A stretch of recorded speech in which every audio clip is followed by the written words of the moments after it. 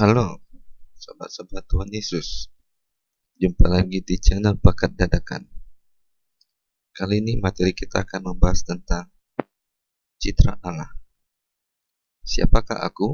Aku adalah citra Allah. Maka, selamat datang di Bakat Dadakan. Silakan subscribe, like, dan share apabila ini materi kita kali ini bermanfaat bagi dirimu dan akan bermanfaat bagi orang lain. Marilah kita awali dengan berdoa. Dalam nama Bapa dan Putra dan Roh Kudus. Amin. Allah Bapa kami yang Maha Pengasih dan Penyayang, Engkau telah menanamkan benih kasih dalam hati semua orang. Bahkan Engkau telah membiarkan Roh-Mu sendiri tinggal dalam hati semua insan.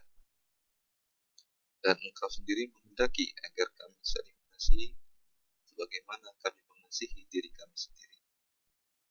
Kami bersyukur padamu atas kasih. Engkau telah mengangkat semua orang menjadi anak-Mu dan mengasihi mereka dengan kasih yang sama. Semoga kami selalu saling mengasihi dan hidup rukun sebagai saudara. Lebih-lebih kami bersyukur karena Yesus selalu berdoa bagi semua orang, seperti Yesus sendiri bersatu dengan Engkau. Kami mohon, curahkanlah rahmat persaudaraan kepada semua orang, agar mereka tekun mengusahakan kedamaian, kerukunan, ketentraman. Bebaskanlah umat-Mu dari hal-hal yang melemahkan semangat persaudaraan. Bebaskan kami dari cekcok, iri hati, fitnah, dan sikap hanya mementingkan diri sendiri. Doa ini kami sampaikan kepadamu dengan pengantaran Kristus Tuhan kami. Amin. Dalam nama Bapa dan Putra dan Roh Kudus. Amin. Sobat-sobat Tuhan Yesus, sebelum kita melihat bagaimana sih dan apa sih maksud citra Allah, mari kita lihat kasus yang terjadi pada beberapa tahun yang lalu. Artikel ini judulnya TKI wanita kembali menjadi korban kekerasan di Malaysia. Bisa kalian lihat di alamat yang sudah tertera. Kita baca artikel ini. Kembali kita mendengar berita kekerasan yang menimpa TKI wanita kita di Malaysia. Seperti yang diberitakan oleh news.detik.com, seorang tenaga kerja wanita Indonesia yang bekerja di negeri jiran tersebut mengalami tindakan kekerasan seksual oleh 3 oknum polisi setempat. Sinar Harian Sabtu 10 November 2012 memberitakan tentang pemerkosaan yang dilakukan terhadap seorang TKI perempuan yang berusia 25 tahun. Diperkosa 3 polisi berusia sekitar 20-30 tahun di kantor polisi di Bukit Mertajam, Penang, Malaysia. Polisi di Raja Malaysia sendiri telah memastikan akan menyelidiki kasus tersebut. Mereka bahkan sudah membentuk satu tim khusus untuk menyelidiki kasus tersebut. Saat ini, 3 polisi tersebut sudah ditahan. Ketiganya akan dikenakan Undang-Undang Kekerasan pasal 376 dan 377A dengan ancaman hukuman 5-20 tahun. Meski Minister Konselor Pensosbud KBRI Kuala Lumpur, Suryana Sastra Direjo, mengatakan bahwa pihak Malaysia sudah bekerja secepat mungkin untuk melindungi korban dan memberikan bantuan hukum. Namun keluarnya berita tersebut pasti memunculkan gejolak di Indonesia. Guru Besar Hukum Internasional dari Universitas Indonesia, Hikmahanto Juwana, mengatakan, pemerintah Indonesia harus bisa memastikan agar masyarakat Malaysia tidak lagi merendahkan martabat WNI yang bekerja di sana. Hikmahanto juga mengatakan, bila perlu, pemerintah bisa berinisiatif untuk mengundang pemerintah Malaysia agar kasus seperti ini tidak terulang kembali di masa mendatang. Masalah utama yang perlu dibahas adalah bagaimana warga negara Malaysia, termasuk petugas dan pejabatnya, tidak melakukan perendahan martabat terhadap WNI, warga negara Indonesia, saat mereka berada di Malaysia. Menurutnya, perendahan martabat oleh warga setempat terjadi karena banyak warga negara Indonesia yang melakukan pekerjaan kasar dan pembantu rumah tangga. Masalah ini harus segera ditangani untuk mencegah kemarahan publik Indonesia meningkat menjadi konflik antar kedua negara. Selain itu, Hikmahanto juga mengatakan, jika kasus ini tidak segera tertangani, maka cita-cita untuk membentuk masyarakat ASEAN akan sirna. Nah, maka marilah kita coba merefleksikan mengapa terjadi perendahan terhadap yang lain dan martabat maksudnya ya. Apakah di sekitar kita juga terdapat kasus serupa, meski mungkin tidak sama persis, terjadi perendahan martabat terhadap orang lain.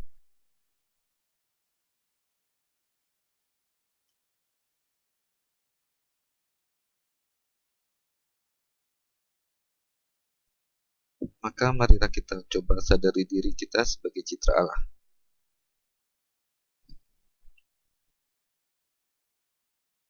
Kita akan belajar dari kitab suci sendiri, dari kisah penciptaan manusia. Berfirmanlah Allah, baiklah kita menjadikan manusia menurut gambar dan rupa kita, supaya mereka berkuasa atas ikan-ikan di laut dan burung-burung di udara, dan atas ternak, dan atas seluruh bumi, dan atas segala binatang melata yang merayap di bumi. Maka Allah menciptakan manusia itu menurut gambarnya. Menurut gambar Allah diciptakannya dia. Laki-laki dan perempuan diciptakannya mereka. Allah memberkati mereka, lalu Allah berfirman kepada mereka, beranak cuculah dan bertambah banyak. Penuhilah bumi dan taklukkanlah itu. Berkuasalah atas ikan-ikan di laut dan burung-burung di udara dan atas segala binatang yang merayap di bumi.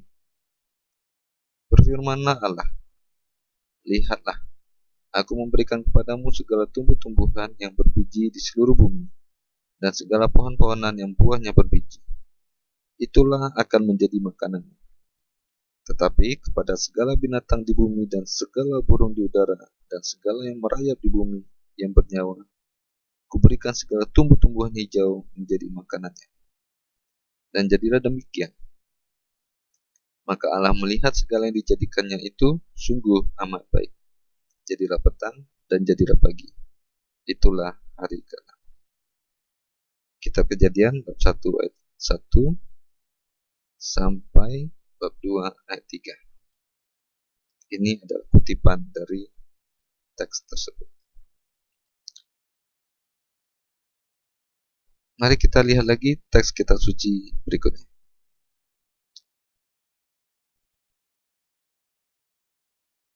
Demikianlah riwayat langit dan bumi pada waktu diciptakan.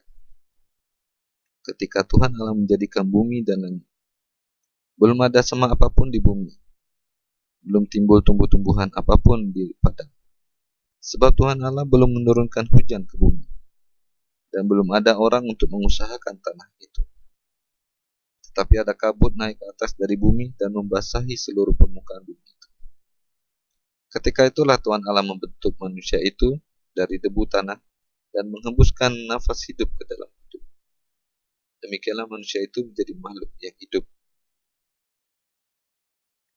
Kitab Kejadian bab 2 ayat 4 sampai 25. Dan teks yang dibacakan adalah kutipan dari teks yang dibacakan. Sobat-sobat Kristus, ada dua cerita penciptaan yang sudah kita dengar. Dua cerita ini ternyata berbeda. Jika kita membaca dengan teliti cerita-cerita tersebut, kita boleh menemukan bahwa yang pertama dari kitab Kejadian bab 1 adalah cerita umum dari penciptaan dunia. Sementara yang kedua menjelaskan beberapa rincian tentang penciptaan manusia. Cerita yang kedua menjelaskan bahwa Allah menciptakan segala sesuatu, langit, bumi, tumbuh-tumbuhan, hewan, dan bahkan sahabat itu diciptakan untuk manusia. Kita diciptakan untuk hidup selamanya, bergembira dalam persekutuan dengan Allah dan sesama kita.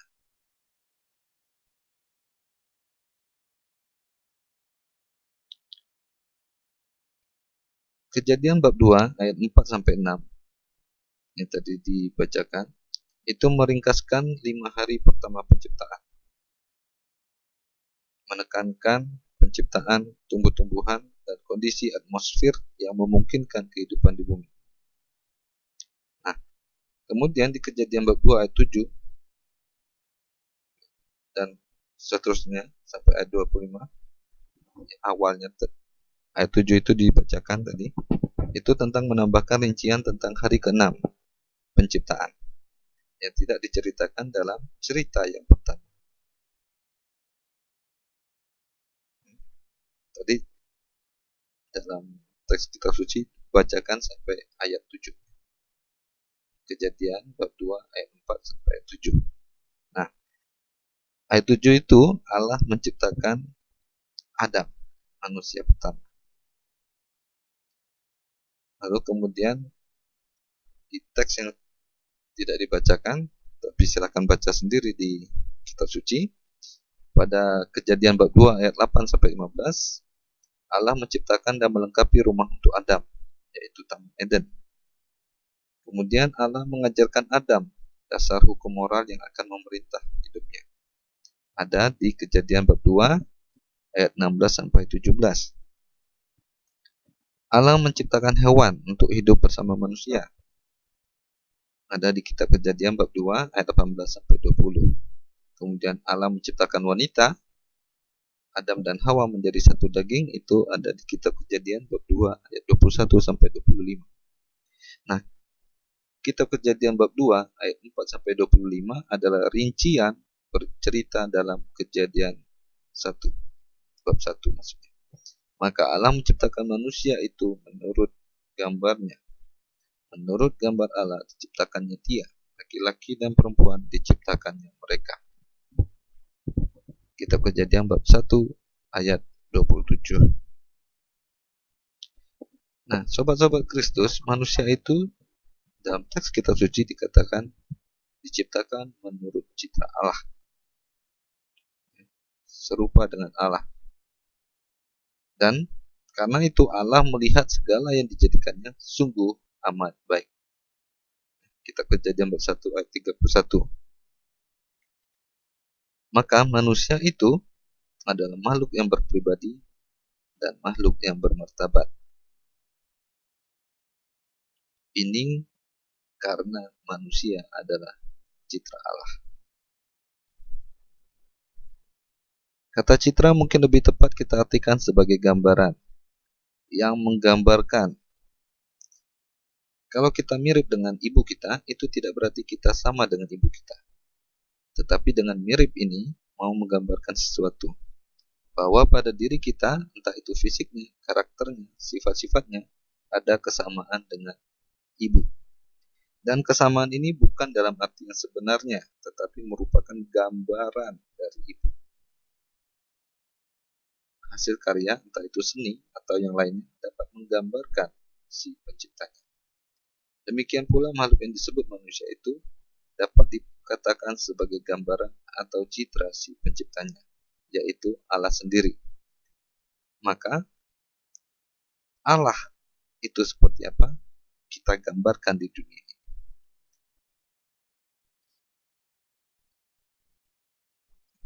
Allah itu baik. Gambaran itu ada pada diri kita. Seharusnya itu yang kita gambarkan dalam kehidupan kita. Kebaikan, kemurah hatian, kepedulian. Sementara yang buruk-buruk itu bukan sifat Allah. Sebisa mungkin kita tidak menggambarkan sifat-sifat seperti itu. Nah, konsekuensi manusia sebagai cipta Allah. Kata secitra Allah, yang secitra Allah, itu hanya pada manusia, tidak ada pada makhluk lain. Maka, manusia adalah ciptaan Allah yang bermartabat luhur. Nah, manusia di dunia merupakan makhluk yang dikehendaki Allah demi dirinya sendiri, bukan karena manusia mau, bukan karena ada pengaruh dari luar. Allah sudah ada dari sebelumnya. dan manusia dijadikan itu atas kehendak Allah sendiri. Nah, karena itu manusia mempunyai ikatan kesatuan dengan Allah. Manusia tidak diciptakan dan dilepas, tetapi tetap ada ikatan dengan Allah. Nah, sebagai citra Allah, tentu karena kita ini berbeda dengan makhluk lain, apa yang ada pada diri kita sebagai citra Allah? Yang pertama adalah kemampuan akal budi. Sebagai citra Allah, kita diberi kemampuan akal budi, kemampuan untuk berpikir. Maka apa yang harus ada pada diri kita dengan punyanya akal budi? Sebagai citra Allah, kita mengerti dan menyadari diri kita sendiri. Ya, menyadari diri. Siapa diri kita? Apa yang kita lakukan? Kita merefleksi tindakan-tindakan kita. Selain itu, kita juga mengerti dan menyadari apa saja yang ada di luar dirinya. Ada awan, ada hujan. Ada hubungan juga antara awan dan hujan. Bisa juga berencana untuk masa depan. Menyadari apa yang ada di luar diri kita. Manusia yang mampu berpikir juga mengembangkan diri, riwayat dan sejarah hidupnya. Bisa bertanya dan mencari jawaban menuju kemajuan, bisa menentukan arah hidupnya, bisa belajar, itu manusia. Dan manusia juga membangun hubungan yang khas dengan sesamanya, bersahabat dengan orang lain, menciptakan bahasa, menciptakan adat, istiadat, dan lain-lain. Nah, sebagai citra Allah mempunyai kemampuan yang berikutnya, kemampuan yang kedua, yaitu kemampuan untuk berkehendak bebas. Sebagai manusia, dengan kehendak bebasnya, manusia dapat bertindak dan melakukan sesuatu dengan sengaja. Sengaja, tahu, mau, bukan sekedar naluri atau insting. Makan itu karena mau makan, bukan karena ada makanan. Bukan. Sebagai citra Allah juga, manusia dapat melakukan tindakan moral. Kewajiban moral yang menyangkut tahu dan mau. Dan ini dibisikkan oleh hati nurani. Kewajiban moral. Oleh karena itu, karena ini adalah kehendak bebas manusia, maka tindakan manusia itu dapat dipertanggungjawabkan. Sebagai citra Allah, itu dapat bertindak secara bertanggung jawab. Manusia itu tidak terikat. Tugas manusia sebagai ciptaan Allah adalah menguasai alam lingkungan. Kenapa? Karena manusia dianugerahi juga kemampuan untuk menguasai. Tentu saja catatannya dengan bertanggung jawab. Nah, bertanggung jawab maksudnya adalah menguasai, menggunakan, menata, melestarikan, mengembangkan. Itu yang dimaksudnya dengan menguasai, bukan menguasai dengan semena-mena. Menggunakan dengan semena-mena tanpa menata, tanpa melestarikan, atau tanpa mengembangkan. Nah, sobat-sobat Kristus, sebagai citra Allah, sebagai sesama citra Allah, aku dan sesama adalah saudara. Aku adalah citra Allah, dia adalah citra Allah, kamu adalah citra Allah, mereka adalah citra Allah. Semua adalah citra Allah, menggambarkan Allah, serupa dengan Allah. Maka, persaudaraan sejati adalah persaudaraan yang dihayati atas dasar persamaan kodrat sebagai sesama ciptaan Tuhan, dan persamaan kodrat sebagai citra Allah. Semua manusia itu kodratnya sama sebagai sesama ciptaan Tuhan, sama sebagai citra Allah. Oleh karena itu, karena kita semua sama, persaudaraan sejati tidak membedakan orang berdasarkan agama, suku, ras, ataupun golongan. Karena semua manusia adalah sama-sama umat Tuhan dan sama-sama dikasihi Tuhan. Maka setiap orang yang membenci sesamanya, ia membenci Tuhan. Setiap orang yang membuli sesamanya, ia membuli Tuhan. Oke? Setiap orang yang memusuhi menyakiti sesamanya, ia memusuhi dan menyakiti Tuhan. Maka bagaimana Alkitab memberikan landasan tentang bersikap toleran terhadap sesama? Alkitab mengatakan tentang kesetaraan martabat di hadapan Allah. Bisa dilihat di kitab Kejadian bab 1 ayat 27, surat Rasul Paulus kepada jemaat di Kolose bab 1 ayat 15, surat yang pertama Rasul Yohanes bab 3 ayat 1 sampai 2 yang mengatakan bahwa manusia itu memiliki berbagai hak. Bukan hanya aku, tetapi semua manusia memiliki berbagai hak. Dan hak itu termasuk HAM, hak asasi manusia. Alkitab juga mengajarkan, memberi landasan tentang pluralitas atau kemajemukan. Itu adalah sebuah realitas. Contohnya di surat yang pertama Rasul Paulus kepada jemaat di Korintus bab 1 ayat 10. Juga di bab 3 ayat 12 sampai 14. Surat Rasul Paulus kepada jemaat di Roma bab 12 yang menyampaikan kurang lebih kalau disimpulkan seperti organ tubuh banyak anggota tapi satu tubuh. Begitu juga gereja berbeda talenta, kurnia, panggilan, tapi semuanya adalah rekan sekerja Allah. Nah, selanjutnya Alkitab juga mengakui adanya perbedaan. Di Injil Matius bab 7 ayat 1 sampai 5, di Injil Lukas bab 6 ayat 37 sampai 42 yang membantu kita mawas diri, kenal diri dan orang lain dan tidak mudah menghakimi orang lain. Dan terakhir tentu saja Alkitab mengajarkan hukum cinta kasih.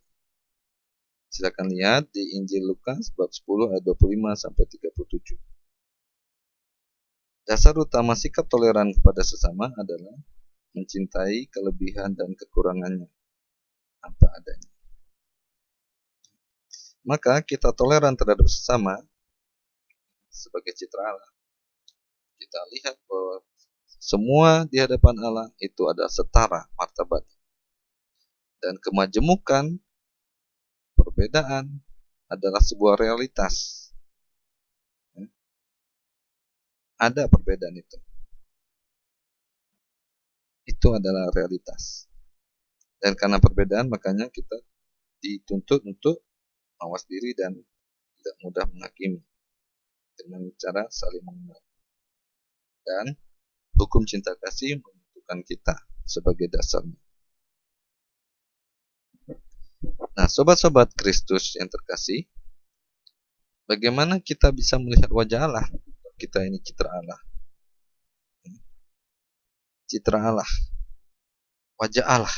Bagaimana kita melihatnya? Dalam kisah tentang Musa melihat wajah Allah seperti nyala api di semak belukar. Tetapi semaknya tidak terbakar. Nah, melihat Allah itu bisa dalam diri sesama kita. Lihatlah Allah dalam diri sesama kita. Maka apa yang kita buat sesama itu kita buat untuk Allah. Kita buat untuk Tuhan. Ketika ada sesama yang lapar, kita beri makan, itu kita lakukan untuk Allah. Ketika ada yang telanjang dan kita memberi pakaian, itu kita memberi pakaian pada Allah. Ketika ada yang sedih, kita hibur, itu kita menghibur Allah. Itu kita lakukan kepada Allah, bagi Allah.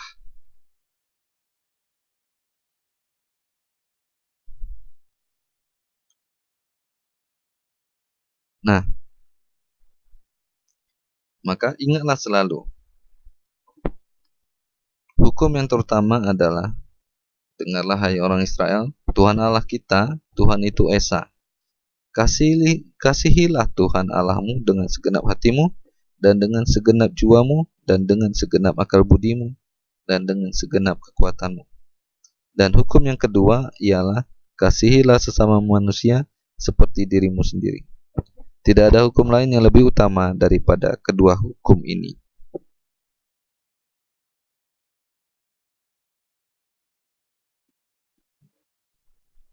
Nah, demikian pembahasan kita, ya, sobat-sobat Kristus. Maka sebagai penugasan bagi kita, buat kalian, buatlah sebuah puisi dengan memilih salah satu tema berikut. Bisa pilih salah satu. Tema yang pertama, setiap pribadi manusia cerminan atau pancaran dari Allah. Tema yang kedua, manusia tercipta baik adanya, walau ada kecacatan, kekurangan, kemiskinan. Atau tema ketiga, hidup manusia itu adalah anugerah. Silakan buat sebuah puisi,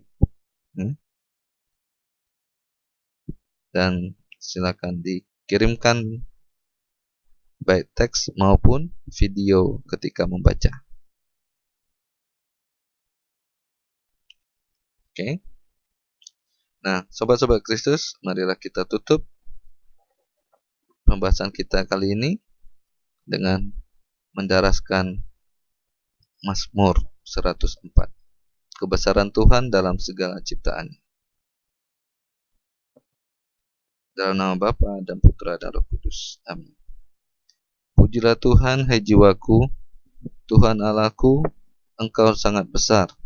Engkau yang berpakaian keagungan dan semarak, yang berselimutkan terang seperti kain, yang membentangkan langit seperti tenda, yang mendirikan kamar-kamar lotengmu di air, yang menjadikan awan-awan sebagai kendaraanmu, yang bergerak di atas sayap angin, yang membuat angin sebagai suruhan-suruhanmu, dan api yang menyala sebagai pelayan-pelayanmu, yang telah mendasarkan bumi di atas tumpuannya, sehingga takkan goyang untuk seterusnya dan selamanya. Dengan samudera raya engkau telah menyelubunginya, air telah naik melampaui gunung-gunung. Terhadap hardikmu, air itu melarikan diri, lari kebingungan terhadap suara gunturmu. Naik gunung, turun lembah ke tempat yang kau tetapkan bagi mereka. Batas kau tentukan, takkan mereka lewati, takkan kembali mereka menyelubungi bumi. Engkau yang melepas mata-mata air ke dalam lembah-lembah, mengalir di antara gunung-gunung, memberi minum segala binatang di padang, memuaskan haus keledai-keledai hutan. Di dekatnya diam burung-burung di udara, bersiul dari antara daun-daunan.